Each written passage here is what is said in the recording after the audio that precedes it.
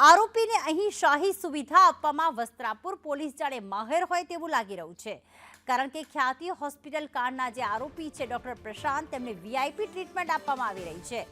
લોકઅપમાં છે ડોક્ટર પ્રશાંત, અત્યારે પોલીસ કસ્ટડીમાં છે. વજીરાણીને હાલમાં વીઆઈપી ટ્રીટમેન્ટ આપવામાં આવી રહી છે. વજીરાણીને લોકઅપમાં ઘરનું ભોજન પીરસાય છે, જાણે કે તેણે કોઈ મહાન કામ કર્યું હોય. ખ્યાતિ હોસ્પિટલ કાંડમાં 19 લોકોને હૃદયરોગની બીમારી ન હતી, તેમ છતાં તેમને હોસ્પિટલમાં કેમ્પના નામે એડમિટ કરવામાં આવ્યા.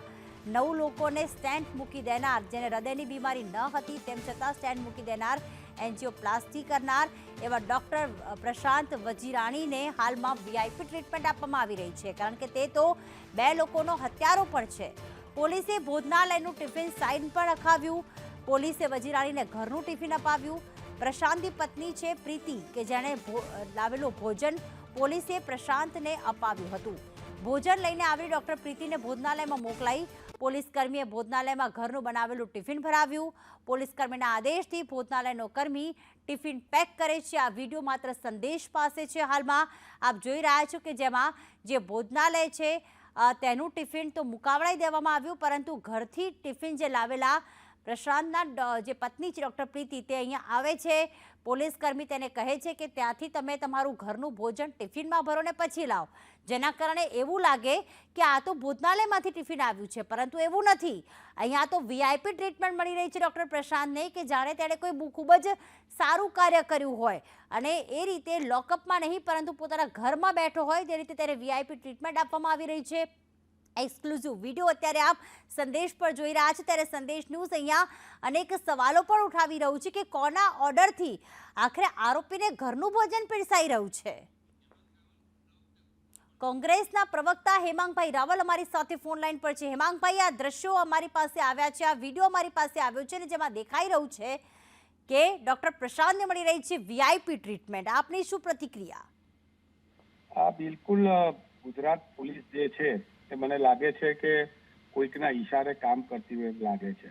આ એ જ ગુજરાત પોલીસ છે કે ખ્યાતિ હોસ્પિટલની અંદર જ્યારે એક જમાનાની અંદર 2022ની અંદર આવા જ પ્રકારનો કેસ થયો હતો, પરંતુ કોઈ પણ પ્રકારની એમણે તસ્દી લીધી નહોતી અને કોઈ પણ પ્રકારની કાર્યવાહી કરી નહોતી. અને દરેકને તમે જોયું હતું કે એ વખતે જે હાલત થઈ હતી કે હજી પણ એ હોસ્પિટલ ચાલુ રહી, અને એ હોસ્પિટલ જ્યારે ચાલુ રહી ત્યારે આ પરિસ્થિતિ થાય છે. અને આ પરિસ્થિતિ જે છે એ પરિસ્થિતિની અંદર હજી તો તમે એક જ આરોપીને પકડી શક્યા છો. હજી તમે તમારી સામે સતત 2 દિવસ પેલો રાજપૂત નામનો એમનો સીઈઓ જે છે એ રહ્યો, છતાં પણ અમે એને પકડી ના શક્યા. તમારી સામે, તમારી નજર સામે, એટલે કે પોલીસની નજર સામે એ ત્યાંથી ભાગી ગયો, છતાં પણ એના ઉપર કોઈ કાર્યવાહી નથી થઈ. અને જોડે અત્યારે તમે જુઓ કે એના ખ્યાતિ હોસ્પિટલના માલિકો પણ ફરાર છે. એને પકડવા માટે કોઈ રેડ કોર્નર નોટિસ નથી. એટલે મને અત્યારે એક કહેવત અથવા તો એક કવિતા યાદ આવે છે કે છે ગરીબોના કુબામાં તેલ ટીપું ડોયલું અને શ્રીમંતોની કબર પર જે છે એ ઘીના દીવા થાય છે. એટલે આ ઘીના દીવા કરનારા લોકો છે. બિલકુલ બિલકુલ. હેમાંગભાઈ, આપ અમારી સાથે જોડાયેલા રહેશો. હવે ભાજપના નેતાની પ્રતિક્રિયા જાણીએ કે આ વિડીયો પર એમનું શું કહેવું છે. હિતેન્દ્ર પટેલ અમારી સાથે જોડાઈ ગયા છે. હિતેન્દ્રભાઈ, નમસ્કાર, સ્વાગત છે આપનું. આ વિડીયો જોઈને આપની શું પ્રતિક્રિયા? આપની સરકારે એવું વચન આપ્યું હતું કે કડકમાં કડક સજા થશે, પરંતુ અહીંયા તો 4 આરોપીઓ ફરાર છે, એક જે જેલમાં છે એને વીઆઈપી ટ્રીટમેન્ટ મળી રહી છે.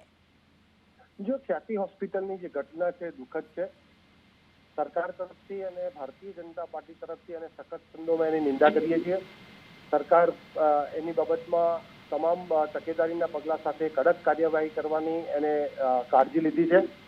એ તપાસ ચાલુ છે. તપાસને ગઈકાલે ક્રાઇમ બ્રાન્ચને પણ સોંપી છે. એટલે આરોપીઓ પોલીસની પહોંચની બહાર રહે એવું બનવાનું નથી. ક્યાંક ને ક્યાંક કાયદાને સાથે રાખી અને કડકમાં કડક તપાસ કરવાનું સરકારનું વલણ છે.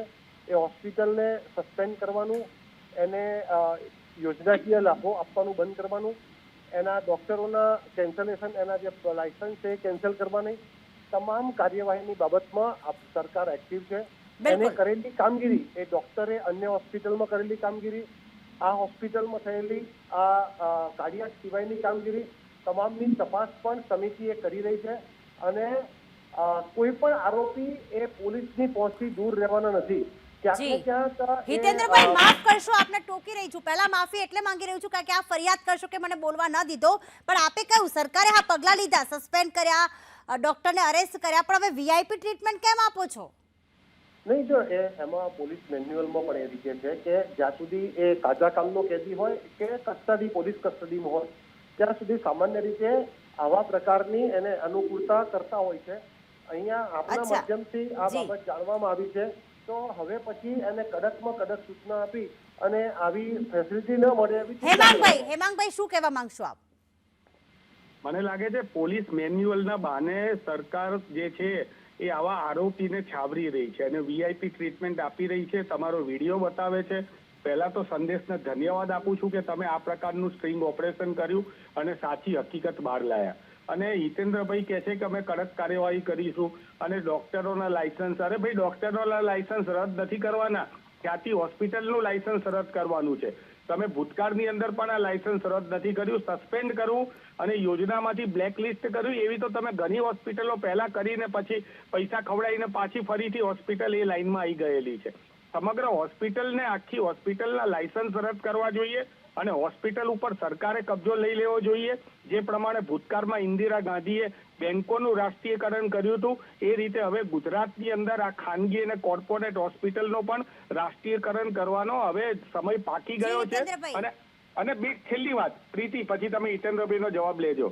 તમે અહીંયા આપણે આટલી બધી ચર્ચા કરી રહ્યા છે અને પોલીસ આ પ્રમાણે વીઆઈપી ટ્રીટમેન્ટ આપી રહી છે અને માનનીય ગૃહમંત્રી શ્રી છે એ પોતાના ટ્વિટરમાં વડાપાઉં ખાતા ફોટા મૂકીને મુંબઈની અંદર એ વ્યસ્ત છે પોતાના ચૂંટણી પ્રચારની અંદર, અને અહીંયા ગુજરાતની જનતાને જાણે એડે મૂકી દીધી હોય એવી પરિસ્થિતિનું નિર્માણ થયેલું છે. વડાપાઉં ખાવાનું બંધ કરો. તો ખ્યાતિ હોસ્પિટલની બાબતમાં કે આવી કોઈ પણ ગેરરીતિની બાબતમાં અગાઉ પણ સરકારે આવી 22 જેટલી હોસ્પિટલોનું બ્લેકલિસ્ટ કરી છે, એની રિકવરી પણ કરી છે. અહીંયા ખ્યાતિ હોસ્પિટલે જઘન્ય અપરાધ કર્યો છે અને કડકમાં કડક સજા આપવા માટે સરકાર કટિબદ્ધ છે. સવાલ એ છે કે ઇન્દિરા ગાંધીજીનો હવાલો આપી અને કાયદો અને વ્યવસ્થાની સ્થિતિ સાથે સરખાવવાનો જે પ્રયાસ થાય છે, મને લાગે છે કે જે લોકોએ આખા દેશને બાનમાં લીધો હતો, રાજનેતાઓ, ધર્મ નેતાઓ, સમાજ નેતાઓ, પત્રકારો, બધાને જેલમાં પૂરી દીધા હતા, એવા પ્રકારની કટોકટીની જે વ્યવસ્થાઓ હતી એની સાથે આને સરખાવો છો. તમે કેવા મોઢે વાત કરો છો? એક સમય હતો કે માણસો સારવાર સિવાય મરી જતા હતા, સારવાર સિવાય ઘર ગીરે મૂકવું પડતું હતું, દાગીના ગીરે, પોતાના સૌભાગ્યની નિશાની એવું મંગળસૂત્ર ગીરે મૂકી અને ગરીબ લોકો સારવાર કરવા માટે તરતરતા દર ભટકતા હતા. ક્યાંય ગામડે ગામ, તાલુકા મથકે હોસ્પિટલો હતી. આજે આટલી ગુજરાતમાં સારી હોસ્પિટલો, આટલી મેડિકલ કોલેજો, આટલી બ્લોક હોસ્પિટલો અને આયુષ્માન ભારત જેવી યોજના, વિશ્વની સૌથી મોટી યોજના, 55 કરોડ લોકો એટલે દુનિયાના 10 દેશોની ટોટલ પોપ્યુલેશન. આપણે છેલ્લા 75 વર્ષ કે 60 વર્ષનો ઇતિહાસ નથી જાણવાનો. જે એમણે કર્યું એ પછી તમારી સરકાર છે. હવે આ વિડિયો પર આપ તમારી પ્રતિક્રિયા આપો. હું એ વિડીયો ઉપર જ બોલ્યો છું બેન કે આ જે થયું છે એની સાથે અમે એને સંમતિ નથી આપતા. અમે એની સામે કડક કાર્યવાહી કરવાની ખાતરી આપી છે. કાર્યવાહી ચાલુ છે, અંશતઃ કાર્યવાહી કરી છે, એને પકડવાના છે. એ કઈ પોલીસની પેલાથી બહાર નથી જતા રહેવાના અને એ તો સમય બતાવશે કે જે પ્રમાણેની કાર્યવાહી કરીએ. પણ જે રીતે ગુજરાતમાં આ આરોગ્ય ક્ષેત્રની પ્રગતિ થઈ છે, આ યોજના એ વિશ્વની સૌથી મોટી યોજના સારી જ છે, પણ એનો દુરુપયોગ થઈ રહ્યો છે એટલા માટે દુરુપયોગ થયો. યોજનાનો વિરોધ નથી કરતા. હિતેન્દ્રભાઈની વાત સાચી છે. બોલવા દો, બોલવા દો. તમારો એજન્ડા સેટ નહીં કરો. મને બોલવા દો, મારી વાત પૂરી કરવા દો.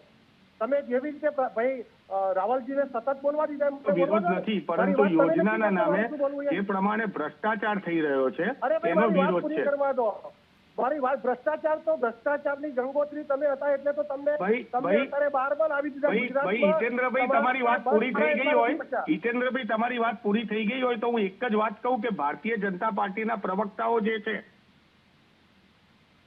ભારતીય જનતા પાર્ટીના પ્રવક્તાઓ જે કંઈ પણ આવે છે એમને પોતાના ઘરની બહાર કોઈ નાગરિકની ગટર ઉભરાય ને તોય એમને જવાહરલાલ નહેરુને જવાબદારી આપી દે છે અને પોતાનો છોકરો મોનિટર બને તો નરેન્દ્ર મોદીના લીધે બન્યો એમ કે છે.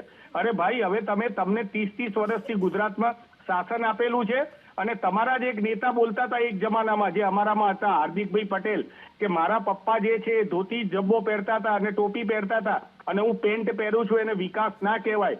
ભાઈ તમને પણ કહું છું કે તમે વિકાસની આડમાં જે ભ્રષ્ટાચાર કરી રહ્યા છો એ ભ્રષ્ટાચાર કરવાનું બંધ કરો અને પ્રજાનો તમે દ્રોહ બિલકુલ કરી બિલકુલ રહ્યા છો. હેમાંગભાઈ, હવે હિતેન્દ્રભાઈને છેલ્લો મોકો આપી દે. હિતેન્દ્રભાઈ, શું કહેવા માંગશો આપ? હવે કડક કાર્યવાહી કરવાની આપે વાત કરી છે.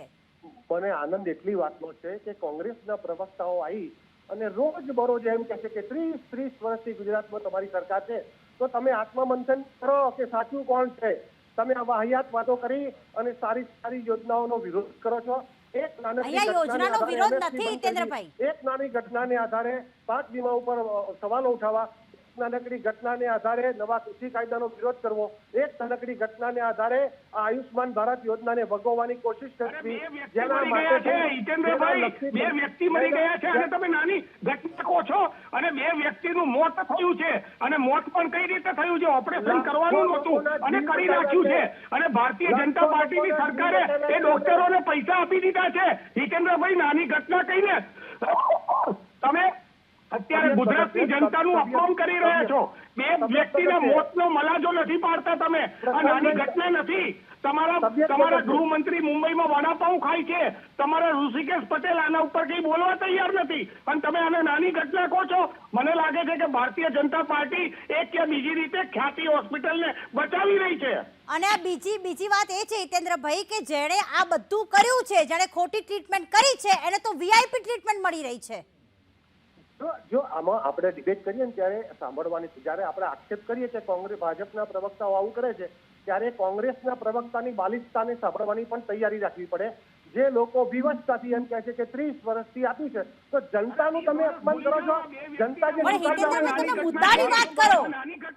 વીઆઈપી ટ્રીટમેન્ટ મળી એમાં શું વાત છે? આ 2 વ્યક્તિના મોતના જવાબદાર તમે છો. તો બંધ થાય. માફી માંગો તમે ગુજરાતની જનતાની. તમે 2 વ્યક્તિના મોતની ઘટનાને નાની ઘટના કહો છો. વચ્ચે બોલો નહીં કરો આ રીતે. અરે પણ નાની ઘટના શા માટે કહો છો તમે આને?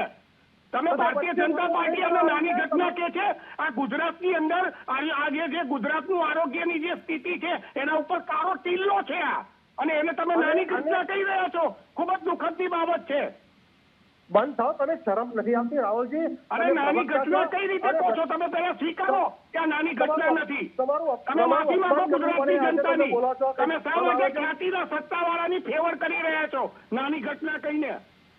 ભાઈ બંધ થા ને, તું તારો વારો ફરે, તું બોલું હવે. એ ભાઈ તું બંધ થઈ જા. તું બંધ થઈ જા, તું ના કર.